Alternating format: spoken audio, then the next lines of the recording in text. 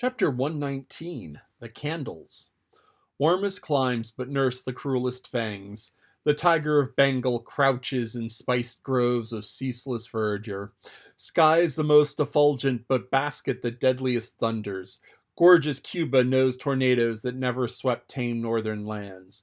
So too is it that in these resplendent Japanese seas the mariner encounters the direst of all storms, the typhoon. It will sometimes burst from a cloudless sky like an exploding bomb upon a dazed and sleepy town. Towards evening of that day, the Pequod was torn of her canvases, and bare poled was left to fight a typhoon, which had struck her directly ahead. When darkness came on, the sky and sea roared and split with thunder and blazed with lightning that showed the disabled mast fluttering here and there with the rags which the first fury of the tempest had left for its after sport. Holding by a shroud, Starbuck was standing on the quarter deck at every flash of the lightning glancing aloft to see what additional disaster might have befallen the intricate hamper there, while Stubb and Flask were directing the men into the higher hoisting and firmer lashing of the boats. But all their plans seemed not. Though lifted to the very top of the cranes, the windward quarter boat, Ahab's, did not escape. A great rolling sea dashing high up against the reeling ship's high teetering side stove in the boat's bottom at the stern and left it again, all dripping through like a sieve. Bad work, Mr. Starbuck, said Stubb regarding the wreck, but the sea will have its way. Stubb, for one, can't fight it. You see, Mr. Starbuck, a wave has such a great long start before it leaps all around the world it runs, and then comes the spring. But as for me, all the start I have to meet it is just across the deck here. But never mind, it's all in fun, so the old song says. Oh, jolly is the gale, and joker is the whale, a-flourishing his tail. Such a funny, sporty, gamey, justy, jokey, hokey, pokey lad is the ocean, oh. The scud's all a-flyin', his flip is only foamin', which he starts a-spicin'. Such a funny, sporty, gamey, justy, jokey, hokey, pokey lad is the ocean, oh. Thunder splits the ships, but he only smacks his lips, tasting of this flip. Such a funny, sporty, gamey, justy, jokey, hokey, pokey lad is the ocean, oh. Avast, Stubb, cried Starbuck, let the typhoon sing, and strike his harp here in our rigging. But if thou art brave man, thou wilt hold thy place. But I'm not a brave man, never said I was a brave man. I'm a coward, and I sing to keep up my spirits. And I tell you what it is, Mr. Starbuck, there's no way to stop my singing in this world but to cut my throat. And when that's done, 10 to 1, I'll sing you the doxology for a wind-up. Madam, look through my eyes if thou hast none of that. Madman, look through my eyes if thou hast none of thine own. What? How can you see better of a dark night than everyone else? Never mind how foolish. Here, cried Starbuck, seizing Stubb by the shoulder and pointing his hand toward the weather bow. Markst thou not the gale that comes from the eastward, the very course Ahab is to run for Moby Dick? The very course he swung this day noon. Now mark his boat there. Where is it stove? In the stern sheets, man. Where is he want to stand? His standpoint is stove, man. Now jump overboard and sing away if thou must. I don't half understand ye. What is in the wind? Yes, round the Cape of Good Hope is the shortest way to Nantucket, soliloquized Starbuck suddenly, heedless of Stubb's question. The gale that now hammers at us to stave us, we can turn it into a fair wind that will drive us toward home.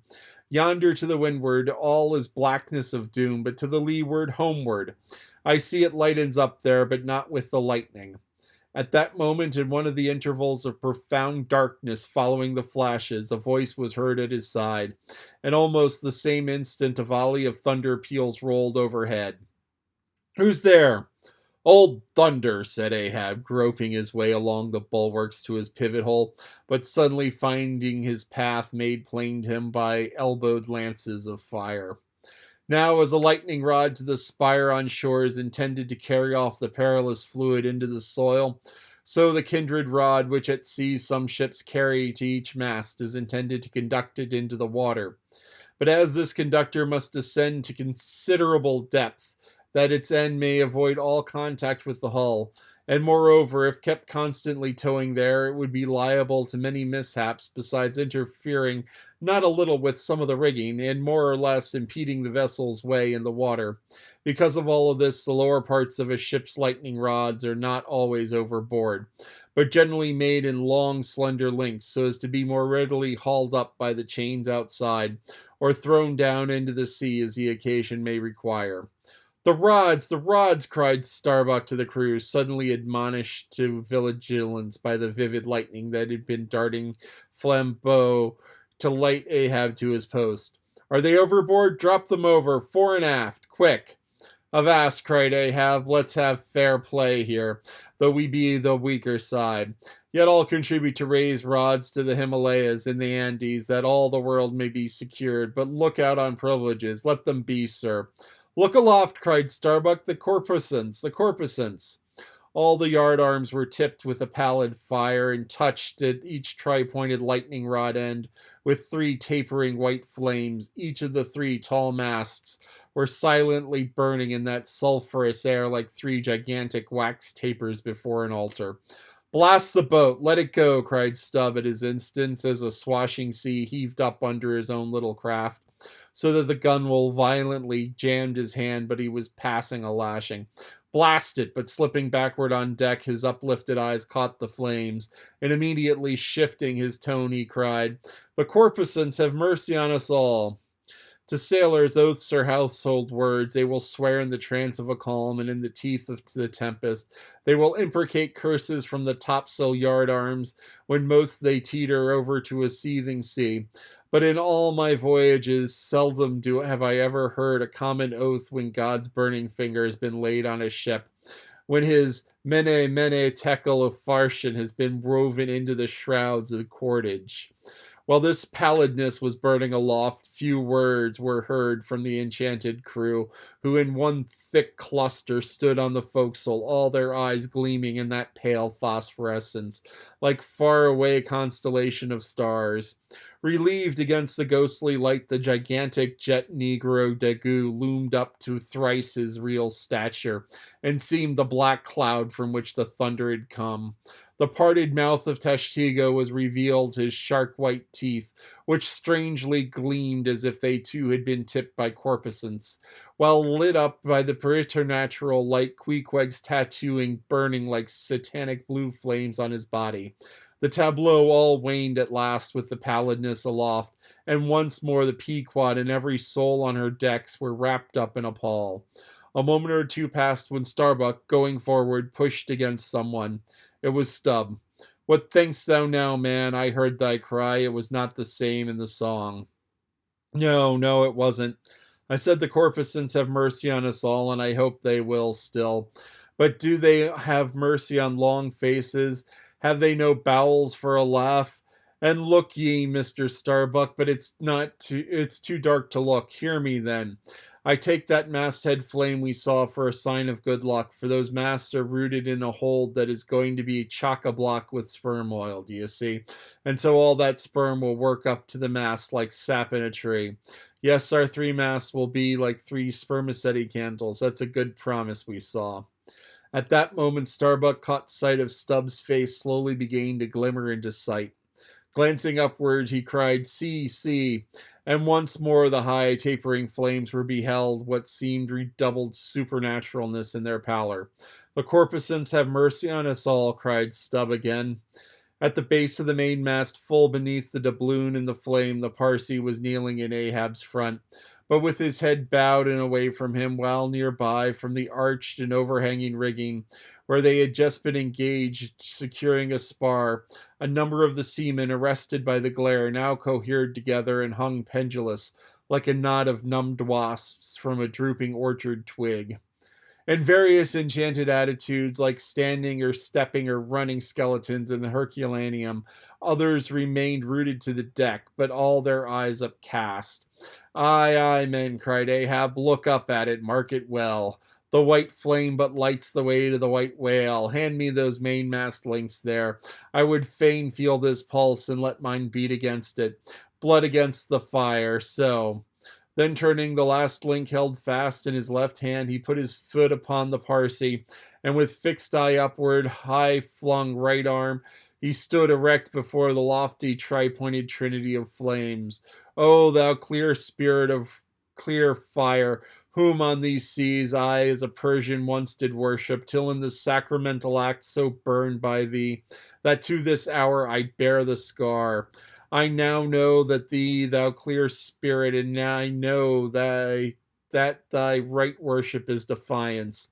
To neither love nor reverence wilt thou be kind, and e'en for hate can but kill, and all are killed.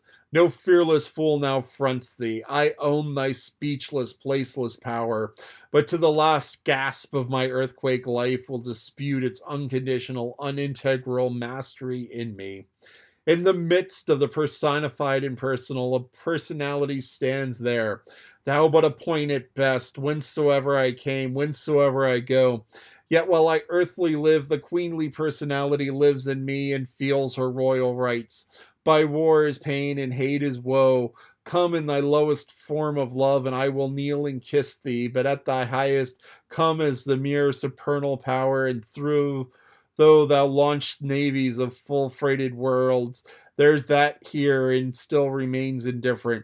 O thy clear spirit of thou fire, thou maddest me, and like a true child of fire I breathe it back at thee.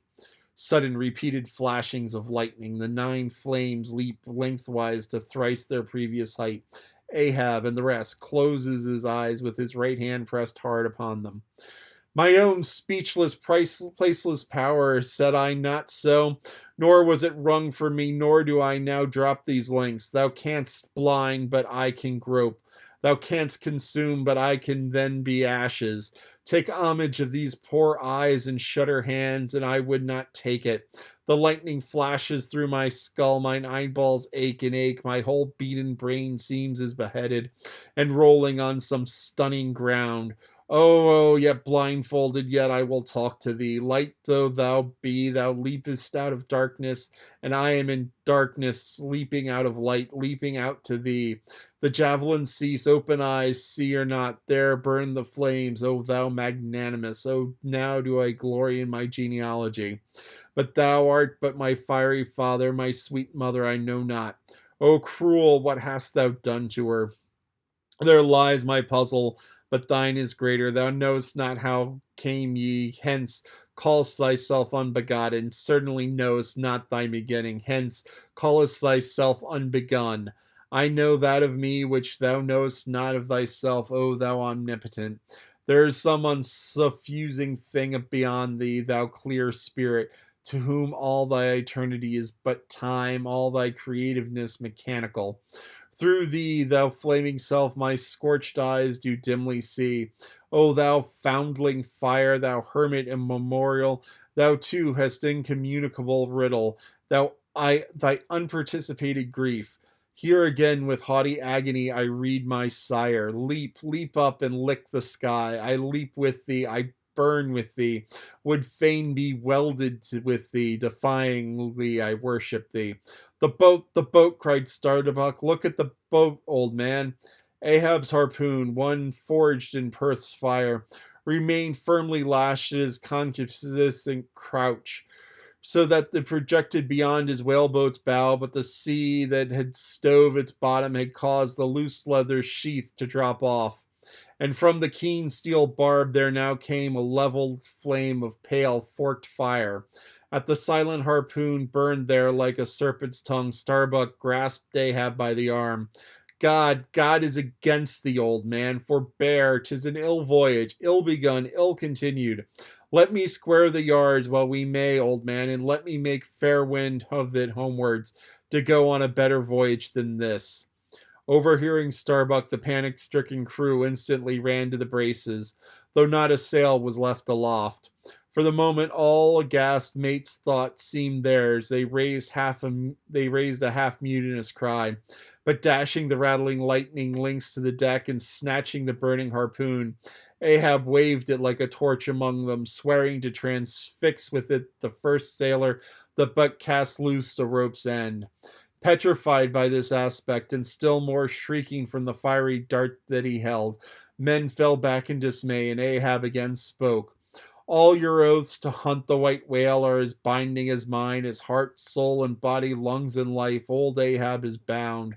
And that ye may know to what tune this heart beats, look ye here, thus I blow out my last fear. And with one blast of his breath he extinguished the flame. As in the hurricane that sweeps the plain, men fly in the neighborhood of some lone gigantic elm, whose very height and strength but render it so much the more unsafe, because so much the more a mark for thunderbolts. So at last these words of Ahab, many of the mariners did run from him in a terror of dismay.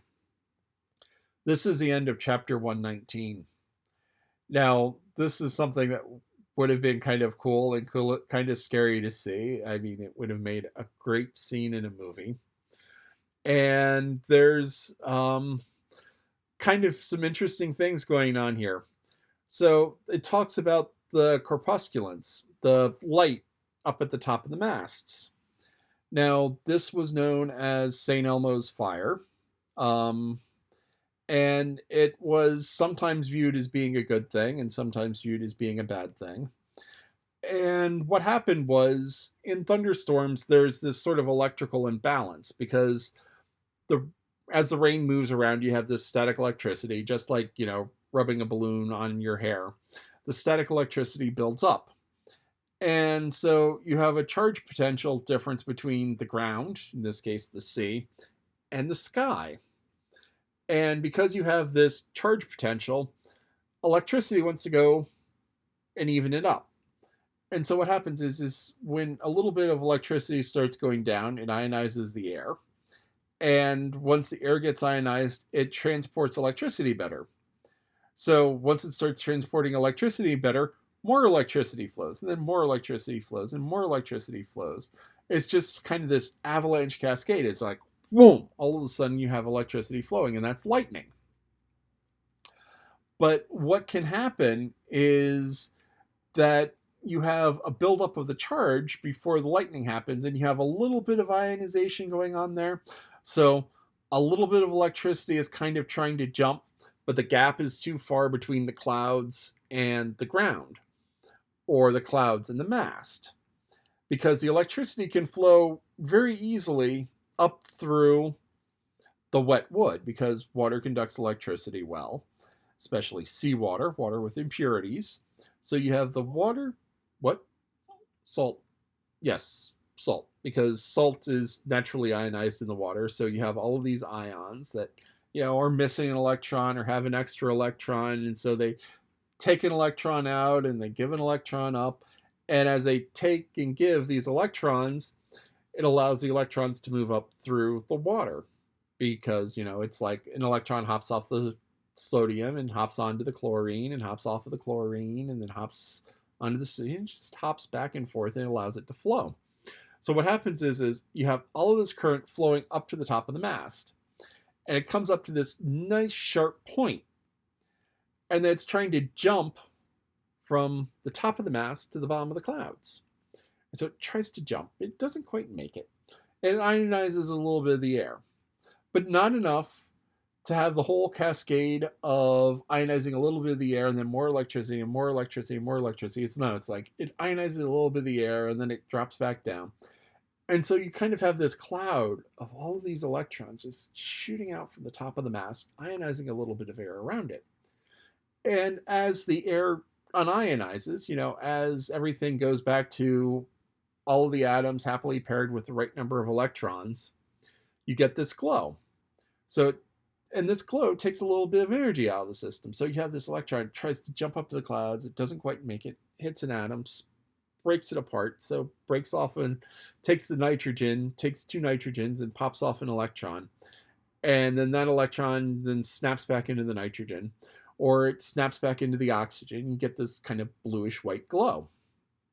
And so that happens around the mast. And there's all sorts of toys like this that play with the effect, where you have the Jacob's ladder plasma and is this lightning essentially between two poles, or the evacuated glass globes where you put your hand on it and the electricity tries to go through your hand, but it's stopped by the glass, and you have this glow around your handprint on the globe. And it's the same sort of thing that happens. Now, this is a really bad thing. And everyone's like, oh, this is a good thing. This is protecting us from lightning. It's like, no, this is how lightning starts. So you have all these spots where, the electrons travel through and they get up to a sharp end, and they get a sharp end they can just kind of spit out. And so you have that at the top of the mast. And everyone's like, oh, some people are like, oh, this is a good thing. And it's like, no, this is a bad thing. This is how lightning starts. So when you see this, that means you're about to be hit by lightning. Now, they said that there's lightning rods, and instead of being tied with a cable to the ocean, they're tied with lengths of chain. And that works just as well as a cable. It gives the lightning some way to go. And they don't usually have these up, and they've forgotten to put them up. And perhaps if they had done it before, they might be a little bit better off. Now, Starbuck noticed the way that the wind is blowing. The wind is blowing them towards home. And Starbuck is the only person who was like, this may not go well. Back when Ahab was nailing the doubloon 50 chapters ago, when Ahab was like, yes, we're going to go kill the whale. And Starbuck was like, I just want money. Back 50, 60 chapters ago, Starbuck was the only one who was like, this is not a good idea. And now he's like, the wind is blowing us home. And a couple chapters before, when they met the Bachelor, you had the Pequod tacking into the wind to go after Moby Dick. And here you have the Bachelor. It's like they're all happy, they're headed home, and they have the tailwind. And Starbuck is like, look, we have a little bit of oil here. It's not going to be a total loss if we turn around and go home now.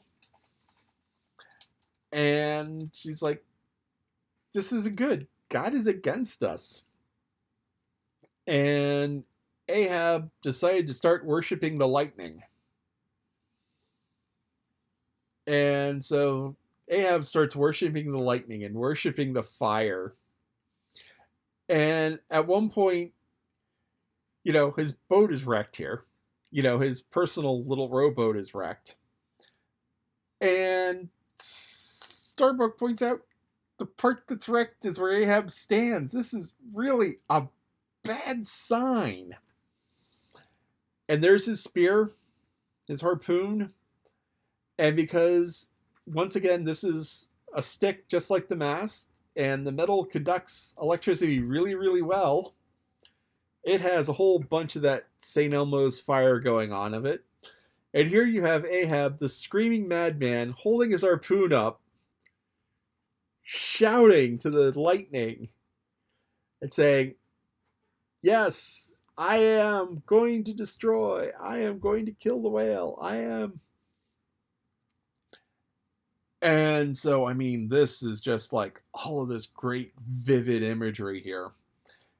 And this is all going really, really bad. So it's a beautiful worded chapter. And this would be a great scene in a movie, but this really is signs and portents of bad things to come.